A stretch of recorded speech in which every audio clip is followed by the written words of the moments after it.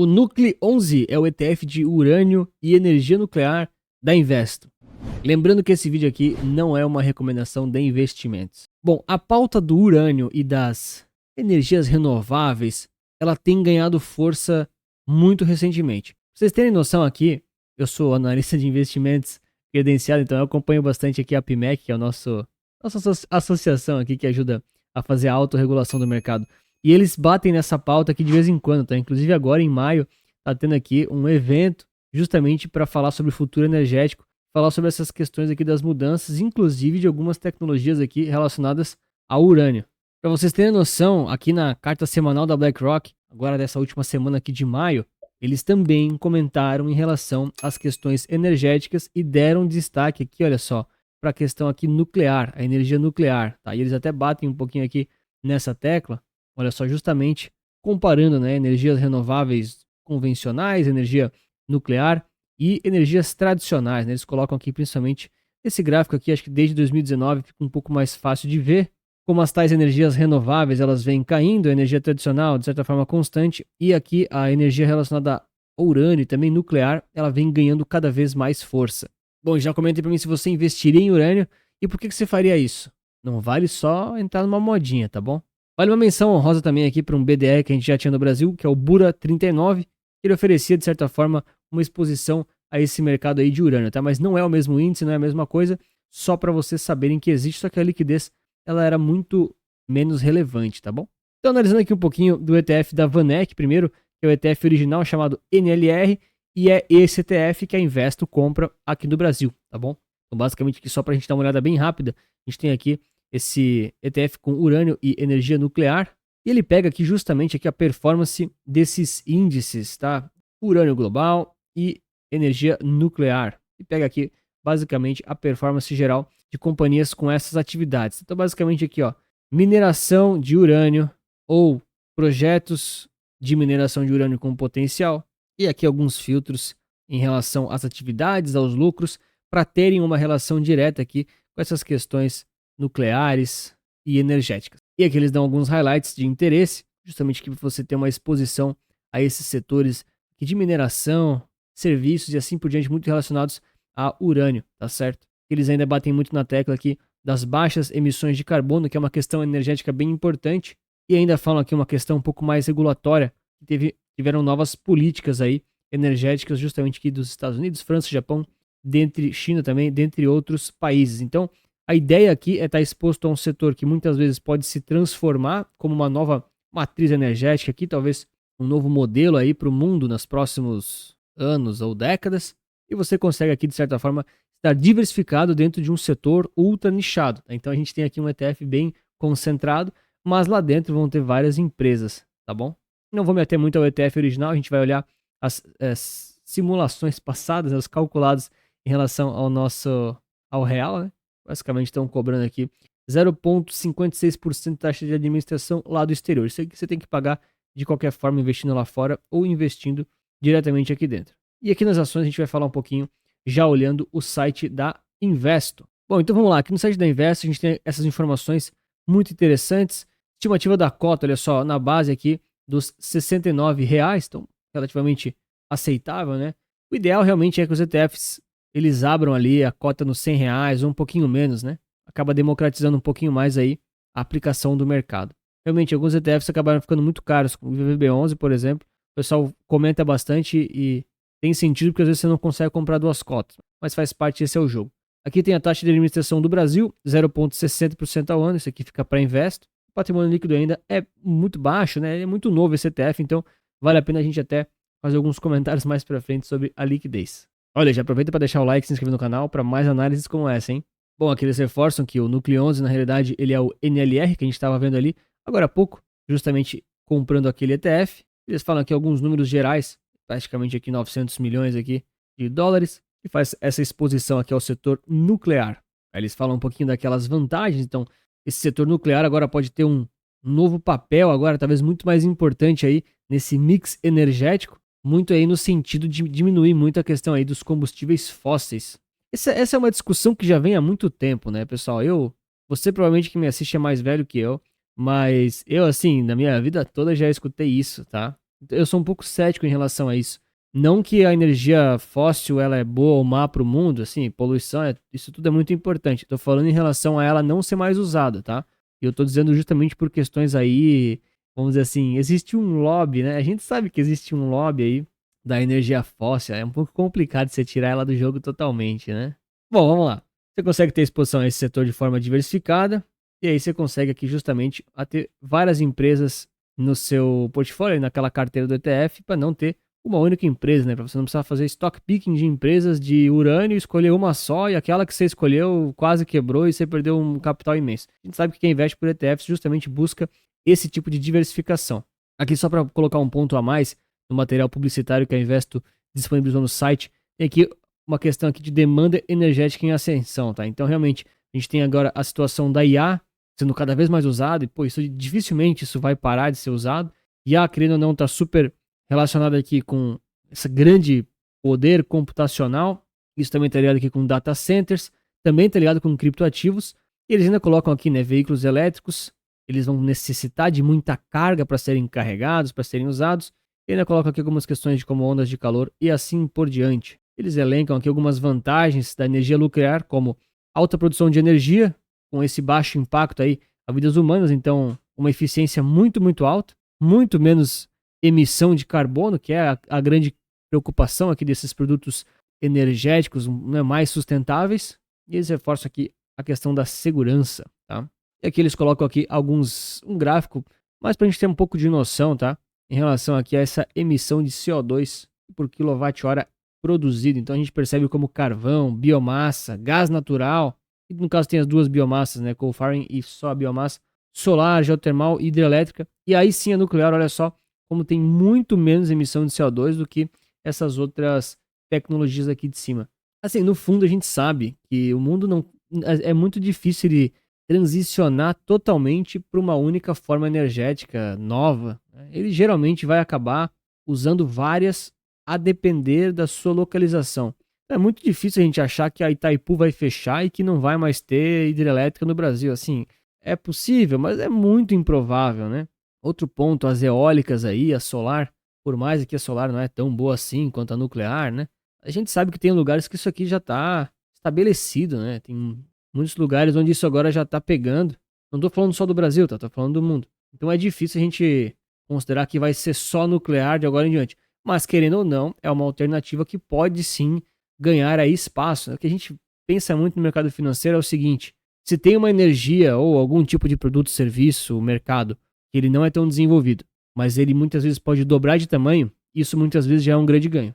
Vou dar um exemplo prático para vocês. Você deve me conhecer, eu trabalho com a Resulta Capital, eu ofereço carteiras de investimentos recomendados, ok? E o meu foco é muito em ETFs. Claro que eu tenho uma filosofia de investimento, eu tenho uma opinião própria, enfim, beleza. Mas qual que é a grande sacada da Resulta Capital? Eu entendo que o mercado de ETFs no Brasil, ele vai crescer muito nos próximos meses e anos. Muito. E eu estou desde o início inserido com isso. Então, quando alguém te apresenta um produto como o Núcleo 11, ou com uma abordagem como eu faço com a Resulta Capital, muitas vezes é um mercado pequeno, mas com alto potencial de crescimento. Então, lógico que tem riscos, pode ser que não cresça tanto assim, mas a grande sacada também não é você achar que energia nuclear vai dominar o mundo do dia para a noite, ou então que os ETFs no Brasil serão a maioria até o final desse ano. Não é essa a expectativa, entende? São questões relativas. Aqui eles reforçam bastante a questão regulatória, que isso aqui é fundamental, né? A energia nuclear, querendo ou não, ela é bem polêmica ainda por causa de Chernobyl, né? O pessoal acaba jogando tudo num panelão, sabe? Querendo ou não, é importante se preocupar com a segurança dos trabalhadores, também o impacto ambiental, que muitas vezes é demorado, mas a gente não pode generalizar as coisas, tem que entender cada caso, tá? E aqui também deu uma certa perspectiva dos Estados Unidos em relação aqui a essa operação nuclear. Isso aqui é legal a gente ver, eu sei que eu tô fugindo um pouco do tópico, tá? Mas é legal a gente ver e sair um pouco aqui da nossa realidade brasileira, porque aqui no Brasil, efetivamente, não consegue comparar a infraestrutura nuclear com os países desenvolvidos. E, beleza, a gente pode exercitar, mas eles têm, olha só, 90 reatores nucleares em operação. Cara, isso aqui é muito interessante, olha só. Cerca de 120 milhões de pessoas, 40% lá dos americanos, vivem num raio de 80 quilômetros de uma usina nuclear. Ou seja, 80 quilômetros é muito tranquilo para você transmitir energia, né? Muito tranquilo mesmo. Você pega aí a Itaipu ali da hidrelétrica, cara, ela rasga o Paraná inteiro, a energia vai embora. Longe, longe. 80 quilômetros é uma cidade, né? Cidade grande, no caso, né? Cidade bem grande. Aqui eles batem bastante na tecla em relação à eficiência física, o espaço físico que é usado para essa produção energética toda. E eles ressaltam aqui, olha só, a liderança dos maiores produtores de energia nuclear, tá? Então eles batem aqui que são os Estados Unidos, o maior, assim, para quase tudo no mercado financeiro, os Estados Unidos é o maior, né? E logo depois já vem aqui a França atualmente, tá? Mas vale ressaltar que a China já tá com, olha só, já tá com tudo isso em construção. Eles colocam aqui em relação à capacidade elétrica líquida, tá certo? Perdão. Eles colocam aqui um infográfico mais pra gente ter noção. Aqui que isso aqui nos mostra, né? Eles até falam isso aqui. A oferta de urânio não acompanha a demanda. Eles ressaltam aqui que desde 2017 tem um déficit na oferta de urânio. Eles ainda ressaltam que até 2030 isso pode permanecer. Aqui vai só um alerta, tá? Muitas dessas estimativas, não que elas são mentirosas, não é isso que eu tô falando, mas elas podem ir mudando ao longo do tempo, tá? Não quer dizer que essas estimativas realmente vão ficar até 2030, tá? Pode ser que quando essa estimativa foi feita, a China não estava com tantas plantas em construção, entendeu? Pode ser que as coisas mudaram no meio do caminho. Então não se atenham também a essas estimativas e achar que vai faltar urânio para sempre. Cara, certamente o mercado eficiente está olhando para isso tudo, tá? Aqui é bem interessante porque eles ressaltam os setores. Então tem desde mineradoras com 35% mais ou menos, industriais aqui com 15% e utilities com 50%. E eles destacam, olha só, desse lado, justamente as principais empresas. Tá? Agora eu vou deixar aqui bem claro para vocês, eu não sou especialista em matrizes energéticas nem em urânio, tá? Eu acho que eu só ouvi falar de uma ou duas dessas empresas. Então, efetivamente, não tenho uma opinião própria muito forte sobre elas e sobre o setor. Mas a gente consegue ver nitidamente que ele vem aqui, de certa forma, diversificado, que é pelo menos uma das nossas premissas mais básicas ao analisar um ETF e um índice, né?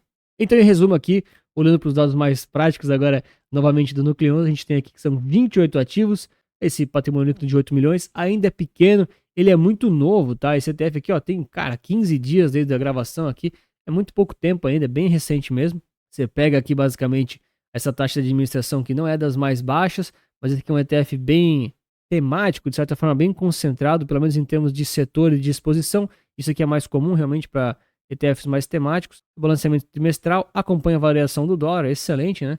Não tem por que comprar um ETF aí que investe no exterior se não for para ter o dólar junto. Tem raríssimas as exceções.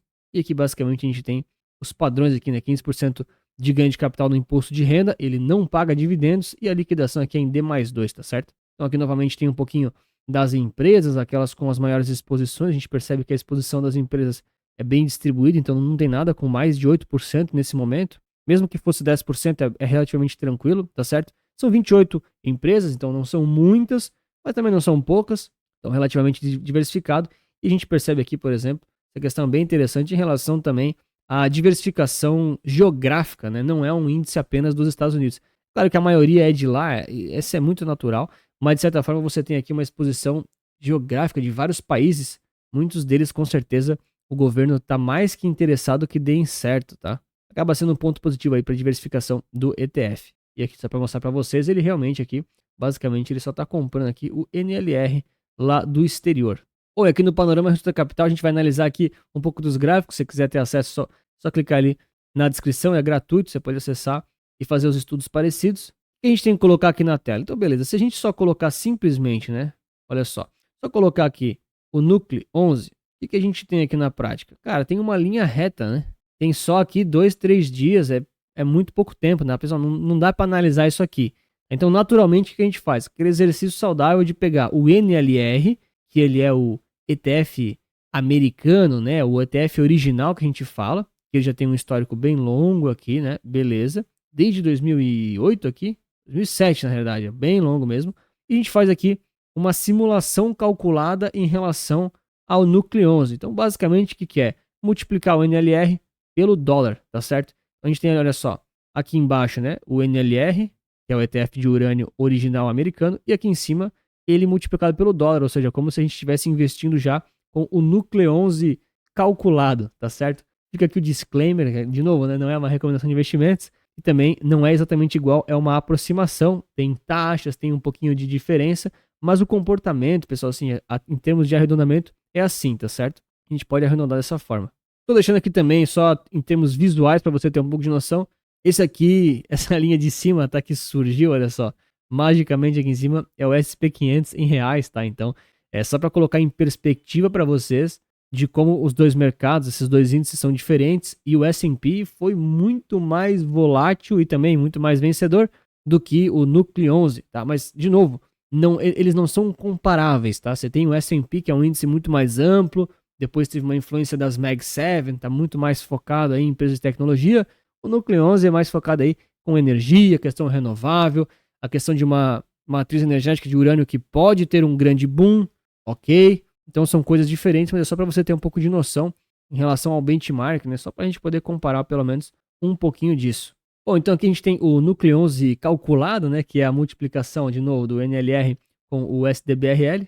E aqui várias coisas me chamam a atenção, né? A primeira delas, cara, ele tá no topo histórico, tá? Esse ativo aqui tá no topo histórico. Então, todo esse discurso energético, toda essa demanda política e também a demanda real, muitas vezes, né? Aumento aí de data centers, criptoativos, inteligência artificial, cara. Inteligência artificial é um negócio que vai puxar muita energia no futuro. Mas muita energia, cara. Realmente já está mudando o nosso padrão de consumo energético, né? Esses tempos o ChatGPT lançou aquele motor que gerava imagens, lembra? Ainda tem, né? Óbvio. Agora nunca mais vai sumir essas coisas.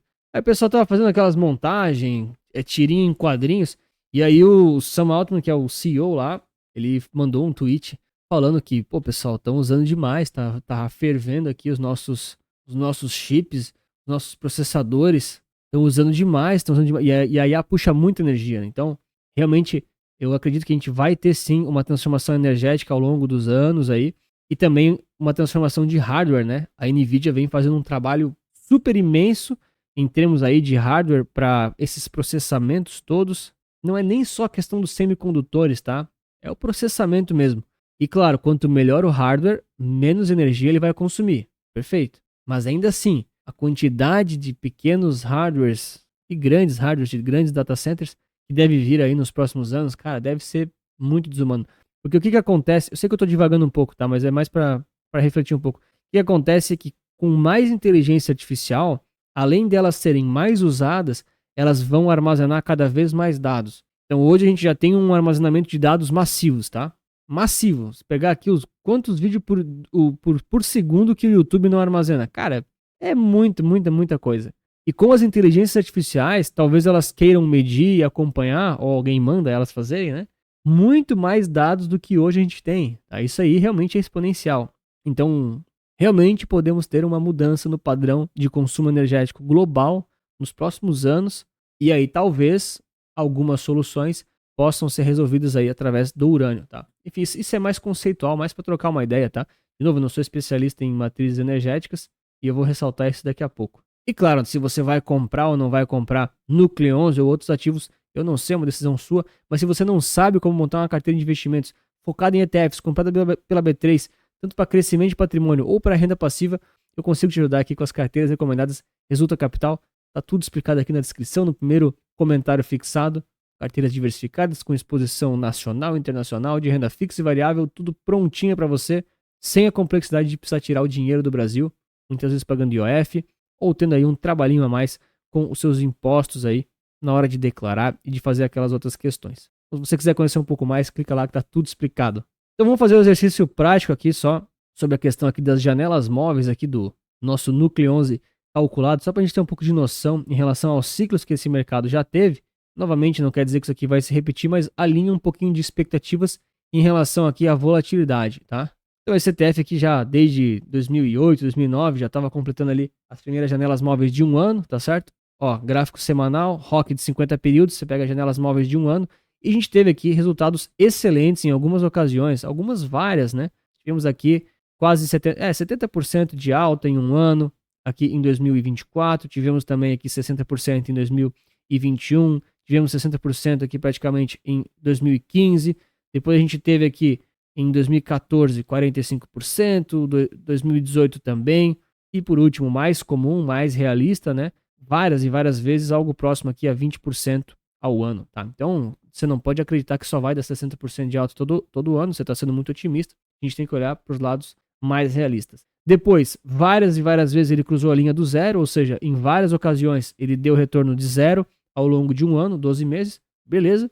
E tiveram aqui ocasiões mais negativas, né, que ele chegou a cair. Tá? Pior dos casos foi lá em 2009, provavelmente tinha uma ligação grande com a crise ali de 2008, tá? Quando tava dando ali, questão ali de 12 meses depois, provavelmente uma questão um pouco mais focada, 53% de queda. E também tivemos aqui outros momentos com 25% ou então até mesmo 20% de queda. Tá? Quedas um pouco chatinhas, mas também para renda variável nada de muito absurdo. Né? No geral, a gente percebe que os gráficos de retorno ficaram muito mais acima do que abaixo, tanto em frequência do tempo quanto em intensidade. Então a gente tem aqui uma certa, não vou dizer que é uma expectativa dele repetir isso aqui, mas pelo menos uma noção do comportamento em como ele teve no passado. Né? Analisando aqui só a janela móvel. Bom, então comenta também se você vai comprar Núcleo 11, o que você acha desse tipo de ativo. Eu vou reforçar aqui alguns pontos, tá certo? Primeiro deles, o Núcleo 11, ele é um ETF que é muito novo, tá certo? Muito novo. Então ele tem aqui há poucos dias. Tá? Ativos que tem há poucos dias eu não gosto muito de comprar por N motivos. Geralmente a liquidez ainda é um pouco mais baixa, o market maker está trabalhando, você fica exposto aí a umas escorregadas do preço. Então tem que tomar um certo cuidado com isso, tá? Segundo ponto, esse é um ETF de um mercado extremamente concentrado, mas ele é diversificado dentro daquele setor, que é o setor de urânio, de energias e produção energética. Beleza. Mas ainda assim, isso aqui não é um índice amplo, não pega empresas gerais, é um negócio super focado. Pode ser que esse mercado exploda e o ETF valorize muito, mas pode ser também que a febre ou que a farra do urânio acabe porque alguma regulação muda, alguma nova energia aparece e assim por diante. Então, para quem usa esse tipo de ETF, eu vejo que se ele for entrar, ele é uma posição muito mais satélite do que core, tá? Justamente por ele não ser tão neutro, não ser tão amplo, ele é bem mais nichado, bem mais focado. E eu diria até que ele já é um pouco mais arrojado. E um último disclaimer aqui, né? Eu não sou especialista em urânio e matrizes energéticas, tá? E nesse caso, na minha opinião, não é só analisar as empresas e analisar o índice. Tem que ter uma noção macro um pouco maior e estudar um pouco mais esse mercado. E eu, particularmente, não invisto em coisas, índices, ETFs que eu não entenda de forma mais profunda. Eu não estou dizendo que Núcleo 11 é ruim, também não estou dizendo que ele é bom, mas efetivamente eu só vou comprar esse ativo ou recomendar ele quando eu tiver um entendimento mais profundo sobre esse mercado. E aí eu estou falando de mim, especificamente, eu, Anthony. Talvez você saiba muito mais, já conhece do mercado por alguma experiência pessoal sua, e meu único alerta é para você realmente investir somente naquilo que você conhece. Isso vale para o Núcleo 11, para renda fixa, variável, nacional ou internacional. No final das contas, investir é sobre isso. E bom, se você quiser saber aqui, ó, alguns ETFs para ficar de olho em junho, eu vou te recomendar nesse vídeo aqui, que o mês já está virando e logo mais o primeiro semestre vai acabar. Um grande abraço, muito obrigado pela sua inscrição, seu like, lembre-se que investir certo resulta capital.